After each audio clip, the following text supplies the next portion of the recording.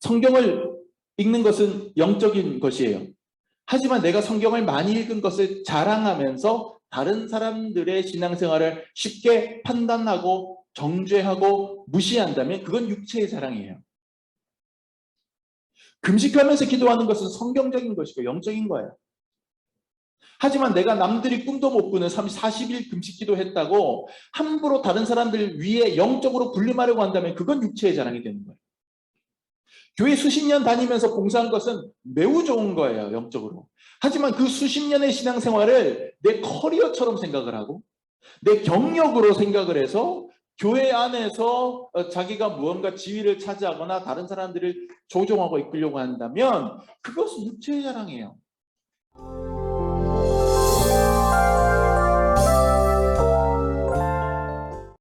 오늘 설교 제목 한번 읽어볼까요? 주보에 나오죠? 시작! 육체의 자랑과 성령의 자랑. 네. 오늘 제가 설교 제목을 이렇게 딱 붙이고 나서 고민을 좀 했어요. 육체의 자랑과 성령의 자랑. 네. 근데 뒷부분에 성령의 자랑, 이 부분을 빼고 딱 있는데 앞부분만 딱 읽으면서 육체의 자랑. 뭐가 생각나냐면 80년대 에로 영화 느낌이 나는 제목이 육체의 자랑. 제가 머릿속이 좀 불순해서 그런지 몰라도 하여튼 당연하게도 오늘 본문의 제목은 그런 뜻은 아닙니다. 여기서 말하는 육체는요, 바울이 신학적으로 표현하는 그런 육체예요.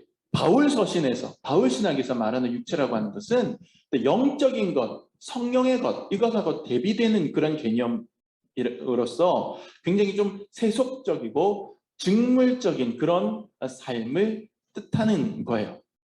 하나님의 뜻이나 또 성령의 인도가 아니라 단지 이 땅에서 누리는 것들에 대하여 반응하는 인간의 본성을 말하는 겁니다.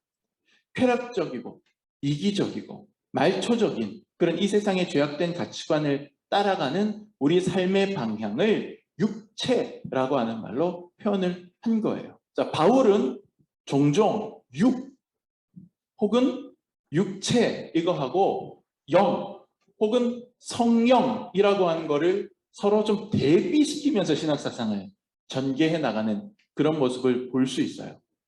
오늘 우리가 읽은 본문도 그 중에 하나거든요. 제일 단적으로 쫙 이제 그 부분을 우리에게 잘 보여주는 게 8절 말씀입니다. 같이 읽어볼게요. 다 같이 시작. 자기의 육체를 위하여 심는 자는 육체로부터 썩어질 것을 거두고 성령을 위하여 심는 자는 성령으로부터 영생을 거두리라. 자, 이 8절 말씀 보면 확 드러나요. 육체와 성령을 대비시키고 육체는 썩어질 것, 성령은 영생, 이런 식으로 딱 대비시켜서 이제 신학을 전개하는 그런 모습을 우리가 볼 수가 있거든요. 우리 옛말에 콩 심은 데 콩 나고 팥 심은 데 팥 난다, 이런 얘기 들어보셨잖아요. 네. 그러니까 육체를 위해서 내 삶을 심는 사람은, 내 육체를 위해서 무언가 인생에 씨를 뿌리는 사람은 육체적인 것을 거두고 성령을 위하여 내 삶을 무언가 투자하고 성령의 뜻에 따라서 뭔가 내 삶에 씨를 뿌리는 사람은 영적인 것을 거둔다, 이런 거지. 그러니까 결과가 완전히 다르다는 거예요. 영적인 것은 영적인 영원한 생명이라고 하는 결과를 가져오는 반면에 육적인 것은 당장에는 즐거움을 줄지 모르나 영원하지 않다. 이걸 이제 지금 8절에서는 썩어질 것이라고 표현하거든요. 유한한 것. 한시적인 결과만 가져올 뿐이다 라고 하는 게 바울의 말이에요. 결과만 그러냐? 결과뿐만 아니에요.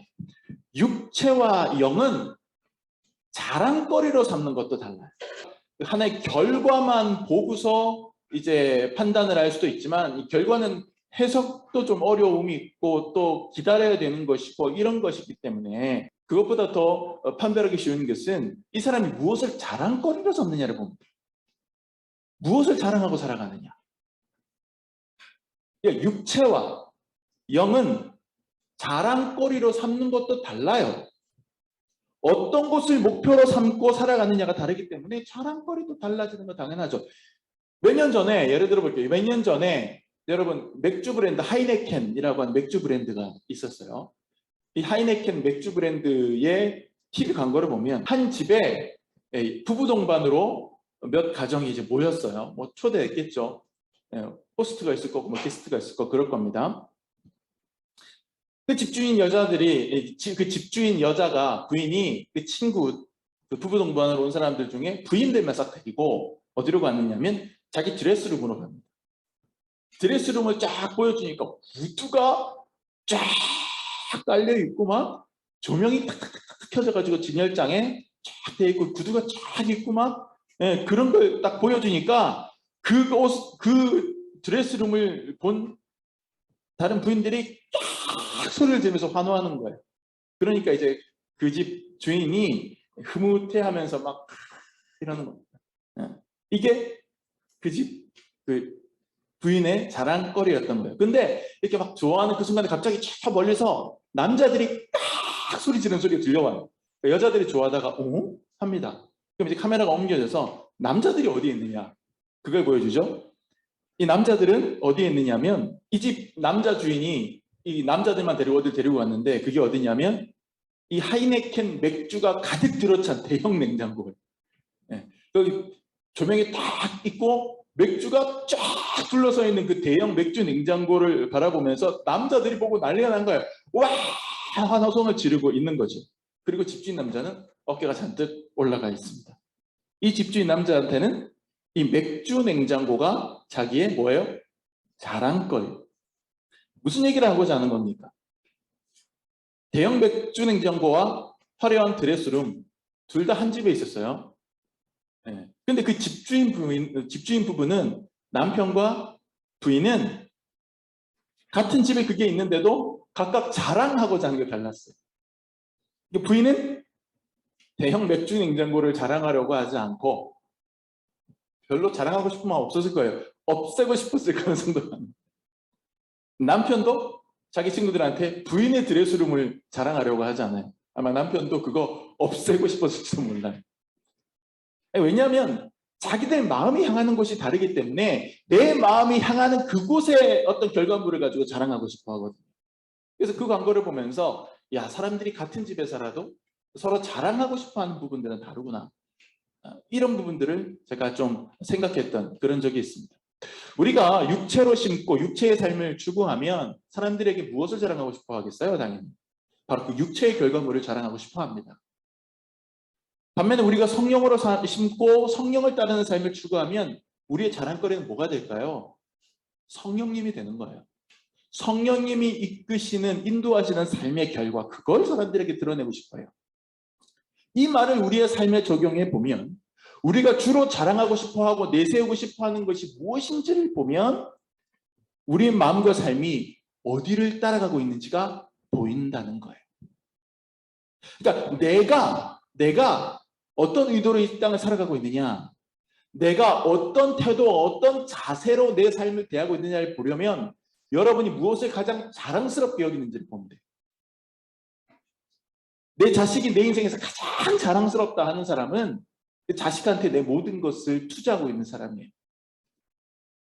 자식이 뭐 어떻게 되든 간에 상관없이 내가 읽은 이 기업체 하나가 내 제일 큰 자랑거리다 하면 그 사람은 인생의 방향이 거기에 있는 거예요. 신앙생활도 마찬가지인 거죠.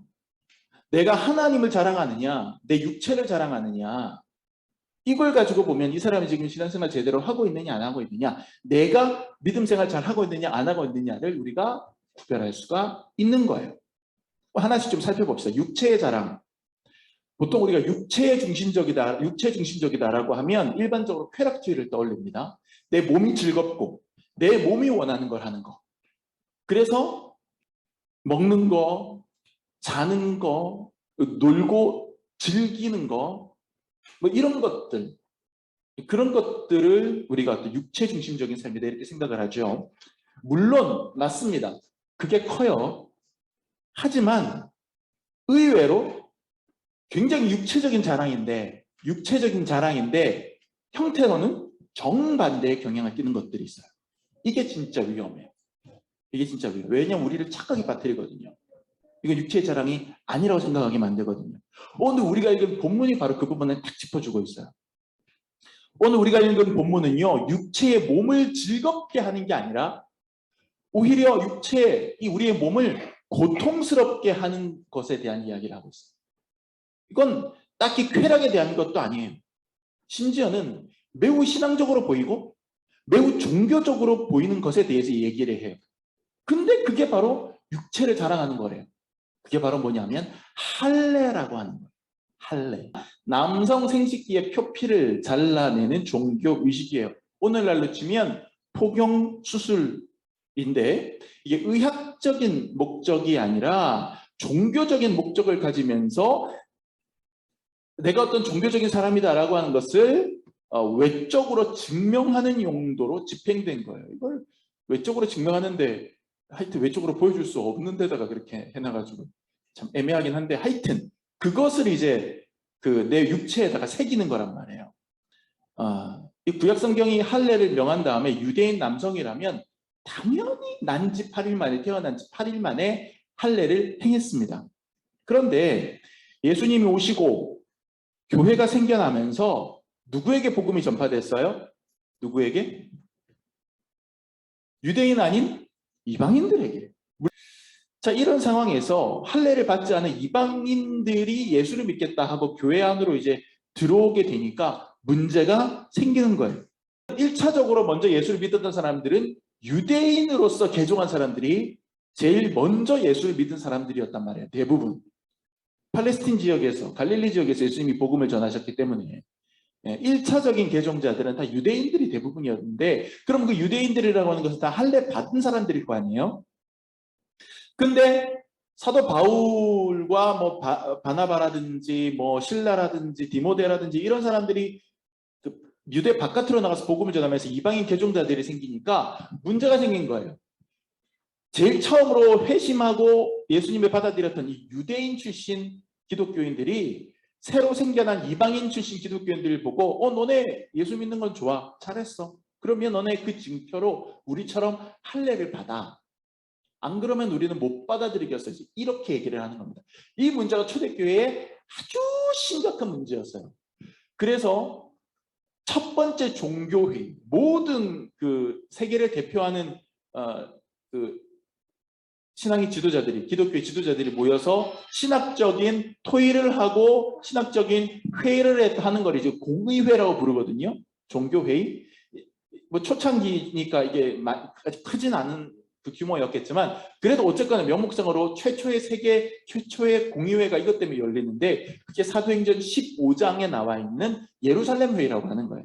이 예루살렘에 그 이방인 지도자 뭐 사도 바울로 대표되는 그런 사람들, 그 다음에 베드로 뭐 이런 사람들 다 모여가지고 이 문제에 대해서 토의를 한 끝에 이방인들에게도 복음이 전파되었다. 뭐 이런 걸로 이제 결론이 나면서 이제 바울은 이방인들에게 할례를 강요하면 안 된다. 이런 쪽으로 이제 논지가 전개되어 갔는데, 그럼에도 불구하고 여전히 이 유대교 율법주의적인 기독교인들은 이방인들한테 할례 받아라, 할례 안 받으면 안 된다라고 계속해서 강요를 하고 있었던 거예요. 그래서 이 사람들이 일컬어서 사도 바울은 할례파다 이렇게 이름을 붙입니다. 할례파. 할례 받은 유대인 기독교인들은 할례 받지 않은 이방인 기독교인들을 바라보면서 어떻게 생각했을까요?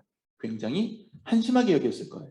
그리고 무언가 퀄리티적으로, 질적으로 우리보다는 한두 그레이드 낮은 단계의 신앙인이라고 생각을 한 거예요. 그 얘기는 뭐예요? 그들과 비교하여 상대적으로 할례 받은 나는 너희들보다 훨씬 더 종교적인 사람이다. 신앙적인 사람이다.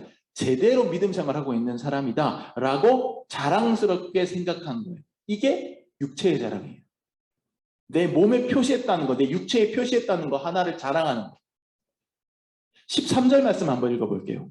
할례를 받은 그들이라도 스스로 율법은 지키지 아니하고 너희에게 할례를 받게 하려 하는 것은 그들이 너희의 육체로 자랑하려 합니다. 여기에 육체로 자랑한다는 말이 나오죠. 그러니까 이 사람들은 할례라고 하는 율법은 지키면서 실제로 삶으로는, 마음으로는 하나님의 율법을 무시하고 살았던 사람들이에요.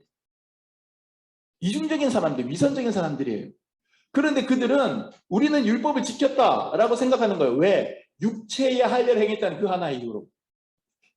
그리고 자기들이 갖고 있는 그 육체의 자랑을 저 이방인 기독교인들도 공유하기를 원했어요. 그래서 저들이 자꾸 너네 보고 할례 받아야 된다, 할례 받아야 된다라고 하는 것은 너희도 자기들처럼 자기 육체로 자랑하게 하려고 하기 위함이다 라고 바울이 그들의 의도를 간파해서 지적하고 있는 겁니다. 그런데 생각해 보세요. 할례라고 하는 거는요, 생사를 잘라내는 거잖아요. 육체의 것을 씹는 육체지향적인 사람이라면 내 육체를 즐겁게 하는 일을 추구하고 오히려 그것을 자랑할 것 같은데, 오히려 이들은 정반대로 나의 육체를 아프게 하면서 그것을 자기 자랑거리로 삼고 있어요. 여기에 우리 신앙인들이 종종 빠지는 함정이 있습니다. 매우 영적이고 매우 종교적이고 매우 신앙적으로 보이는, 심지어 자기의 육체를 절제하거나 금욕적으로 대하는 그러한 종교 생활 안에도 오히려 가장 반대의 의미, 즉 가장 영적이지 않고 가장 신앙적이지 않은, 아니 지극히 육체 중심적인 의도와 알맹이가 숨어 있을 수 있다는 사실이에요. 바로 할례처럼. 할례라고 하는 거는요, 형태적으로 보면 자기 육체를 잘라내고 자기 육체를 제어하는 것처럼 보이지만 나타나는 결과로는 그 육체의 표시를 사람들한테 막 떠벌리고 자랑하는 것이죠. 우리가 예수 믿고 신앙생활할 때도 이와 같은 오류에 빠질 때가 적지 않아요. 종교적인 열심이 있다고 해서 다 영적인 건 아닙니다. 내 육체를 학대하면서 엄청난 금욕적인 수련을 했다고 해서 그 사람이 성령의 사람이라고 단정할 수 없어요. 오히려 그런 일들을 앞세워서 자기 존재감을 드러내려고 한다거나 다른 사람들을 영적으로 통치하려고 한다거나 억압하려고 한다거나 뭐 그렇게 한다면 그것은 오히려 내 인간적인 어떤 지배 욕구를 채우려는 행위나 다름없어요. 육체를 자랑하려는 거란 말이에요. 그래서 하나같이 이단 사이비 교주들 보면 자기 어떤 그런 금욕적이고 종교적인 어떤 그 달성했던 어떤 과업, 업적 이런 것도 항상 내세워요. 100일 철야를 하고 왔다, 뭐 40일 금식을 했다, 이런 걸 가지고 사람들한테 딱 내세워 사람들이 허걱하게 만드는 거예요. 그래서 그걸 가지고 너나 해봤어? 아니요. 그러면 내 말 들어. 이런 식으로 되는 거죠. 그러면서 어떤 종교적인 그 권위를 스스로가 행사하면서 그것을 자랑하는 어떤 그런 것, 그런 오류. 성경을 읽는 것은 영적인 것이에요. 하지만 내가 성경을 많이 읽은 것을 자랑하면서 다른 사람들의 신앙생활을 쉽게 판단하고 정죄하고 무시한다면 그건 육체의 자랑이에요. 금식하면서 기도하는 것은 성경적인 것이고 영적인 거예요. 하지만 내가 남들이 꿈도 못 꾸는 40일 금식 기도했다고 함부로 다른 사람들 위에 영적으로 군림하려고 한다면 그건 육체의 자랑이 되는 거예요. 교회 수십 년 다니면서 봉사한 것은 매우 좋은 거예요, 영적으로. 하지만 그 수십 년의 신앙생활을 내 커리어처럼 생각을 하고 내 경력으로 생각을 해서 교회 안에서 자기가 무언가 지위를 차지하거나 다른 사람들을 조종하고 이끌려고 한다면 그것은 육체의 자랑이에요. 독실한 유대교인이었던 사도 바울도 할례 받은 사람이었을 거예요. 하지만 바울은 자기가 할례 받은 것으로 할례 받지 않은 이방인들을 무시하거나 그걸 내세워서 종교적인 권위를 자기가 획득하려고 하지 않았어요. 할례는 육체의 표시일 뿐 진정한 할례는 우리 마음에 받는 것이다, 이렇게 얘기를 하는 겁니다. 바울은 오히려 마음으로, 내 삶으로 내 욕심의 표피를 잘라내지 못하고 내 이기심의 껍질을 잘라내지 못하고 내 죄의 살점을 제거하지 못하면서 그저 육체로 그것을 했다고 어깨에 힘주는 건 넌센스지요. 따라서 우리는 하나님 앞에 그리고 같은 성도들 앞에, 성도들 사이에서 우리의 어떤 조건을 자랑하면서 쉽게 그들을 정죄하거나 그들 위에 영적으로 군림하려고 해서는 안 됩니다. 심지어 내가 뭔가 신비한 꿈을 꾸고 어떤 환상을 보고 하늘의 음성을 듣고 내가 심지어 천국에 갔다 왔다 할지라도 지극히 영적 경험을 했다 할지라도 그것으로 다른 이들을 깔보고 그것으로 나 자신이 교만하게 높아진다면 그 영적인 경험은 아이러니하게도 지극히 육체적인 자랑인 거예요. 그럼 반면에 성령의 자랑은 어떤 거냐? 오늘 말씀 이제 육체와 성령을 대비시키고 있는데 성령의 자랑은 한마디로 십자가를 자랑하는 거예요. 14절 말씀 다 같이 시작. 그러나 내게는 우리 주 예수 그리스도의 십자가 외에 결코 자랑할 것이 없으니 그리스도로 말미암아 세상이 나를 위하여 십자가에 못 박히고 내가 또한 세상을 위하여 그러하니라. 아멘. 보세요. 바울은 지금 바로 위에 13절에서 할례를 강요하는 사람들은 육체를 자랑하게 하려 합니다. 이렇게 딱 얘기해 놓고, 하지만 나는 육체가 아니라 뭐를 자랑한다? 십자가를 자랑한다. 십자가 외에는 자랑할 게 없다. 이 말은 십자가를 자랑하지 육체적인 것을 자랑하지 않는다. 그렇게 얘기하고 있는 거예요. 왜요? 그는 육체로 심은 사람이 아니고 성령으로 심은 사람이었기 때문에 성령이 자랑스럽게 여기게 만드시는 것을 자랑하는 거예요. 성령으로 심은 사람이 십자가를 자랑하는 이유는 뭡니까? 여러 가지 이유를 찾을 수 있습니다. 왜 성령의 사람은 십자가를 자랑하게 됐냐? 근데 오늘 본문에 이제 바울이 얘기했던 것들을 제가 좀 정리해서 한 두 가지만 말씀드리면, 첫째는 십자가는 우리를 거듭나게 해주고 우리를 새롭게 해주기 때문에 자랑거리가 돼요. 그러니까 세상적인 육체를 죽이고 영적으로 다시 태어나게 해주는 거예요. 그래서 지금 방금 읽은 14절에 보면, 14절 하반절에 보면 세상은 나에 대하여 십자가에 못 박히고 나도 세상에 대하여 십자가에 못 박힌다, 이런 표현이 나와요. 이 십자가는 죽는 거잖아요. 죽음이잖아요. 그러니까 세상은 나에 대하여 십자가에 못 박히고 나도 세상에 대하여 십자가에 못 박힌다. 이것은 세상 가치관과 내가 결별한다는 뜻이에요. 나는 이 세상의 저 육체적인 가치관, 세상의 가치관에 대해서는 죽은 사람이나 마찬가지다. 세상아, 너도 나에 대해서는 그냥 나를 죽은 사람 취급해라. 나는 너랑 이제 같이 안 간다. 이거죠. 육체의 자랑거리 따위는 십자가에 그냥 못 박아버리겠다. 그리고 나는 철저하게 영적인 가치를 추구하는 사람이 되겠다. 그게 뭐냐? 바로 십자가에 달린 예수를 믿고 그분 안에서 그렇게 될 수 있다. 이렇게 얘기하는 것이 지금 바울의 논지입니다. 그리고 15절 말씀해 보면 그게 더 명확하게 드러나죠. 할례나 무할례가 아무것도 아니로되 오직 새로 지으심을 받는 것만이 중요하니라. 그러니까 몸에 할례를 받았느냐, 몸에 할례를 받지 않았느냐, 이게 뭐가 중요하냐?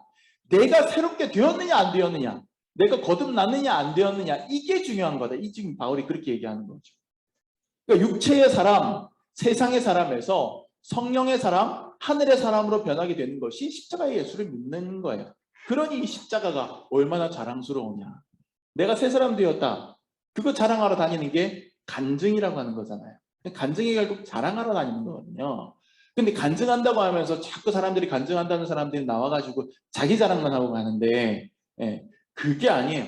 자기 체험 자랑하는 게 아니라 자기가 나를 새롭게 만드신 예수님을 자랑하고, 나를 새롭게 만든 십자가의 은혜를 자랑하고, 나를 변화시킨 하나님을 자랑하는 것, 그게 간증이 되어야 되는 거죠.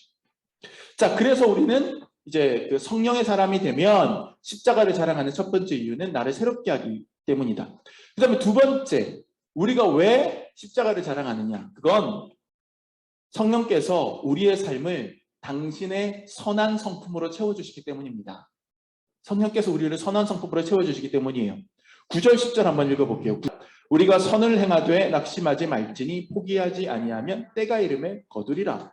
그러므로 우리는 기회에 있는 대로 모든 이에게 착한 일을 하되 더욱 믿음의 가정들에게 할지니라. 아멘. 그러니까 특별한 성과가 없어도 낙심치 말고 선을 행하라, 이렇게 얘기를 해요. 그러면서 이제 나중에 다 때가 이름에 거두게 될 것이다. 그러니까 뿌린 대로 거둘 것이다. 이렇게 얘기를 하는 겁니다. 여기에서 말하는 이게 때가 이르면 거둔다라고 할 때, 이 때라고 하는 게 우리가 이 세상 살다 보면 언젠가는 이게 될 것이다, 언젠가는 그 열매를 볼 것이다, 뭐 이런 뜻으로도 해석할 수 있고, 아니면 이 땅에서는 우리가 그것을 확인할 수 없지만 마지막 날에 하나님의 때가 이를 때 하나님이 그 부분에 대해서 다 알아주실 것이다, 이런 뜻으로도 해석할 수 있겠지만, 뭐 그 다 해석 나름이겠지만 어찌됐든 중요한 논지는, 그러니 지금 당장 그것이 나에게 어떤 열매로 오지 않는다 할지라도 낙심하지 말고 계속해서 뿌리라는 거예요. 계속해서 선을 행하라는 거예요. 바로 옆에 이제 정육점 있잖아요. 이 정육점 보면 제가 정말 안쓰럽습니다. 큰 매장 아닌 이런 형태의 정육점이 얼마나 3D 직종인지 제가 여기서 바로 옆에서 일하면서 지켜보면서 알겠어요. 굉장히 위험한 도구를 사용하거든요. 날카로운 칼, 그걸 항상 쓰고, 그 다음에 이제 뼈 같은 거 한꺼번에 낼 때는 기계톱을 사용합니다. 왱 하는 거. 수시로 다쳐요. 저는 깜짝깜짝 놀래요. 이게 조금만 더 들어갔으면 손가락 잘릴 뻔도 하고요. 그러니까 1년에 몇 차례는 피 철철 흘리는 거 보는 것 같아요. 불과 한두 달 전에도 저한테 뛰어와가지고는 제가 이게 부위가 좀 애매해서요. 저 혼자서는 할 수가 없어요. 그래서 제가 붙잡고서 이거 밴드 감아준 적도 있고요. 네. 뭐 지나가다 보면 수시로 붕대 감고 있고요. 그래 얼마나 안쓰러운지. 추운 겨울날이 되면 이건요. 저기 옆집 가서 보시면 알겠지만 지나가는 사람들 바로 거기서 팔아야 되기 때문에 뚫려 있습니다. 퇴근할 때는 셔터 내리는 거지. 셔터 올린 채로 그대로 있어요. 매서운 밤 그대로 다 맞는 거예요. 발밑에만 난로 하나 뒀다고 해도요. 그거 뭐 여기만 살짝 따뜻할까? 그냥 다 맞고 그냥 밤 9시 반 10시까지 그냥 서 있는 거예요. 하루 종일. 여름에도요. 에어컨이 있다라고 하는데 저 뒤에만 시원하고요. 여기 앞에 나와 있는 데는 에어컨 바람 오지도 않아요. 그게 너무 안쓰러워서 저나 아내나 가끔 커피 같은 거 그냥 돈 안 받고 가다가 쓱 가서 이거 먹어요 하고 주고 오고 그래요. 네, 시크하게 약간 츤데레처럼. 물론 이제 그 친구도 우리 가게 와서 많이 팔아줍니다. 많이 사 먹는데 그거랑 상관없이 그냥 갖다 주기도 하고 이제 더운 여름 됐으니까 또 몇 번 갖다 줘야 되겠네요. 갖다 주는 거예요. 왜요? 왜 돈도 안 받고 그냥 주기도 하고 그럽니까? 교회니까요. 목사니까요. 사모니까요. 성령의 사람이니까요. 작은 선이라도 베풀려고 하는 거예요. 그래서 우리 같이 먹고 하면서 도시락 같은 거 조금 여유분 있으면 주기도 하고 햄버거 시켜 먹는 날도 햄버거 한두 개 남으면 갖다 주기도 하고 그렇게 하는 거죠. 선을 베푸는 거예요. 여러분 바로 여기 올라가면 여기 조금만 올라가면 무인 아이스크림 매장이 있습니다. 근데 거기 뭐 사러 들어가면 항상 찬양이 나와요. 찬송가도 나오고 복음성가도 나오고 항상 이제 가사 안 나오는 반주로만 나오기 때문에 모르는 사람은 모르겠지만 교회 다니는 사람은 알죠. 여기도 사장이 교회 다니는 사람인가? 그렇게 생각하고 있었어요. 근데 어제 어떤 아주머니가 카페로 문을 열고 떼링 하고 들어와요. 손님이겠거니 하고 어서 오세요 했더니 되게 삐죽삐죽거리면서 기웃기웃거리면서 이렇게 하더니 여기 이렇게 건너다 보기도 하고 막 이래요. 그래서 어떻게 오셨어요? 뭘 드릴까요? 그랬더니 아니요 저기요. 그런데 갑자기 가방 안에서 아이스크림 콘 2개 요맘때라고 하는 아이스크림 콘 2개를 꺼내가 저한테 쓱 내미는 거예요. 뭐지? 파인애플 잘라가지고 자꾸 갖다 주는 사람은 내가 상의는 봤어도 그 사람은 가끔 오거든요. 아니 뭐 아이스크림 콘을 가지고 다니면서 파는 사람도 있나? 이렇게 주면서 저 여기 무인 아이스크림 매장 주인이에요. 예 안녕하세요. 어쩐 일이세요? 그랬더니 이거 드시라고요. 그래요. 내가 아니요 저는 괜찮은 아니 이걸 왜 아니요 저기요 저 그러더니 저도 성도예요. 그래요. 이 제가 알아차렸어요. 자기도 교회 다니는 크리스찬인데 바로 여기에 카페 교회라고 하나 있고 개척교회 목사가 악정것도 고군분투하는 걸 보면서 이제 마음이 쓰였나 봐요. 그러니까 아이스크림 2개 한 챙겨서 주고 싶었던 거예요. 근데 그거를 그냥 이렇게 막 삐죽거리면서 이렇게 하면서 쑥 2개 주고 왔어요. 그래서 제가 고맙게 받았어요. 감사합니다 하고. 아주 작은 선행이잖아요. 옆에 작은 거 하나라도 갖다 주려고 하는 그런 마음, 그 베푸는 마음, 그 선행의 마음. 이 성령의 사람은 그래야죠. 계속해서 선을 베풀어야죠. 늘 받고 대접받고 그런 것도 좋지만 내가 어떻게든 챙겨주고 내가 어떻게든 이해해주고 내가 어떻게든 섬겨주고 나눠주고 베풀어주고 이런 생각을 항상 강박처럼 가지고 있어야 되는 거죠. 성령의 사람은 육체가 아니라 십자가를 자랑합니다. 십자가를 자랑한다라고 하는 것은 지금 말씀드린 2가지. 내가 새로운 가치관을 갖고 살아가게 된 새로운 존재가 되었음을 세상에 드러내는 것, 자랑하는 거예요. 그리고 또 낮은 자세로 다른 이들에게 선을 베푸는 삶이 되었다라고 하는 그 삶 자체를 통해서 자랑하는 거예요. 드러내는 거예요. 삶으로, 가치관으로 그 변화된 그 모습을 세상 사람들에게 생생내는 거예요. 말로 막 자랑하는 게 아니라 삶으로 자랑하는 거예요. 삶으로. 그게 육체의 할례가 아니라 성령 받은 마음의 할례이며 십자가의 흔적이며 십자가 지고 살아가는 삶입니다. 덧붙여서 이제 제가 쭉 설교를 좀 해오면서 이제 마무리되는 단계에서 혹시 여러분들이 좀 요런 오류에 빠지면 안 되겠다 싶어서 제가 한 가지 좀 우리가 오해하면 안 되는 것은 육체와 성령을 대조하다 보니 육체는 악한 것이고 영은 선한 것이다. 이런 결론에 이르게 될 가능성이 많아요. 그러니까 사도 바울이 마치 육은 악하고 영은 선하다. 이런 얘기를 한 것처럼 여러분이 오해할 수 있거든요. 근데 그렇지 않아요. 성경은 육체를 부정적으로 보지 않아요. 오늘 본문도 육체를 악한 것, 더러운 것으로 취급하고 있는 본문이 아니에요. 육체를 자랑하는 것을 경계하고 있는 것이죠. 육체 자체를 악하게 보지 않아요. 육체를 자랑하는 것과 육체 자체는 완전히 다른 별개의 문제거든요. 그래서 사도 바울은 나중에 가르치는 거죠. 죽은 자들이 종말의 때에 부활할 때 영만 사는 게 아니라 몸이 부활한다고 가르쳐요. 육체가 부활한다고 가르쳐요. 그것은 육체를 긍정하는 거거든요. 영혼 불멸이 아니라 몸의 부활. 이것이 이제 기독교의 교리이죠. 그래서 기독교는 몸을 부정하는 종교가 아닙니다. 몸을 긍정합니다. 그러나 이 육체를 자랑하는 거, 세속적이고 직물적인 육체의 삶을 내 인생의 목표적으로 삼는 그것을 우리가 경계하는 것이죠. 만약에 우리가 오늘 읽은 본문을 오해해서 육체는 악하고 영은 선하다 생각하면 그건 이제 이원론 철학, 플라톤주의에 빠지는 거예요. 그리고 1세기 영지주의 이단이 빠졌던 오류를 그대로 우리가 하는 거거든요. 그래서 육체 자체를 악하게 보면서 일부러 육체를 학대하는 비뚤어진 금욕주의에 빠진다거나 아니면 어차피 육체는 썩어 없어질 거 하면서 그냥 아예 노세 젊어서 노세 늙어서 잡아놓으면 공부하세 그러면서 막 육체의 쾌락을 추구한다거나 그런 쾌락주의에 빠진다거나 다 이게 이런 육체를 악하게 보는 데서부터 금욕주의와 쾌락주의 서로 양극단의 모습이 다 나올 수 있는 것이거든요. 그러니까 이건 틀린 생각이에요. 방금 전에 우리가 읽은 말씀처럼 십자가의 정신으로 선을 행하는 것 무엇으로 합니까? 우리 육체로 하는 거잖아요. 커피 하나 만들어서 이웃에게 건네주는 거, 아이스크림 챙겨서 목사님 갖다 드리는 거 모두 우리의 손과 발이 하는 거거든요. 성령께서 우리 가운데 오시면 그래서 우리가 성령으로 심는 사람이 되면 그 열매가 어디서 나타납니까? 우리의 삶에서 나타나지 않아요? 우리가 전도하고 우리가 자선을 베풀고 우리가 봉사하는 모든 삶의 열매는 우리 육체에서 나타나는 거예요. 우리 육체의 활동을 통해서.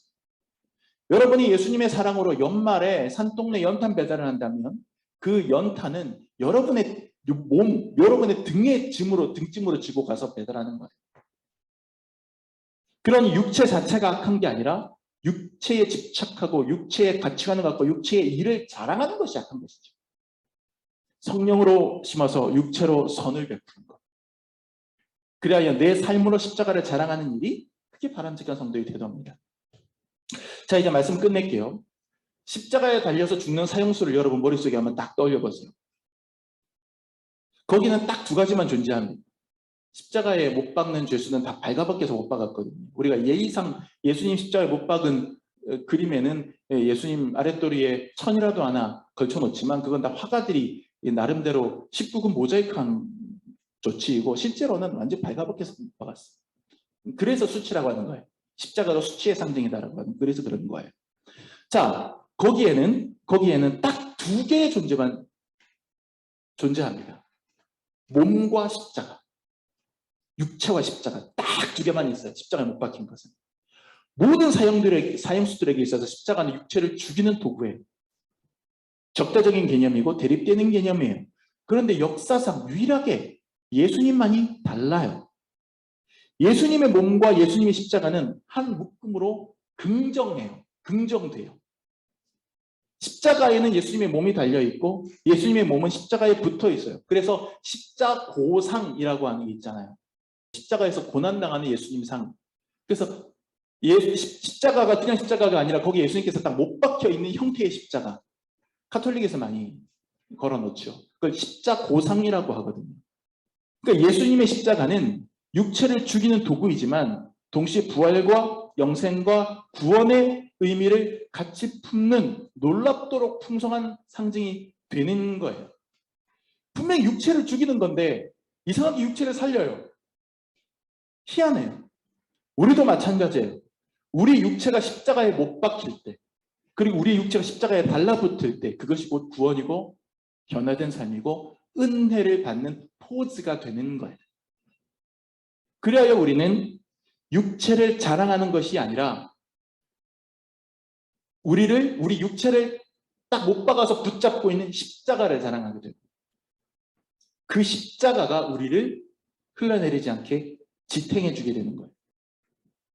이 놀랍고 위대한 신비를 우리의 삶으로, 우리의 육체로 경험하면서 우리의 육체는 십자가에 못 박고 우리 육체의 일보다 십자가 그 자체를 사랑하며 새롭게 되어서 선을 행하는 저와 여러분 한 사람 한 사람이 되시기를 예수님의 이름으로 축복합니다.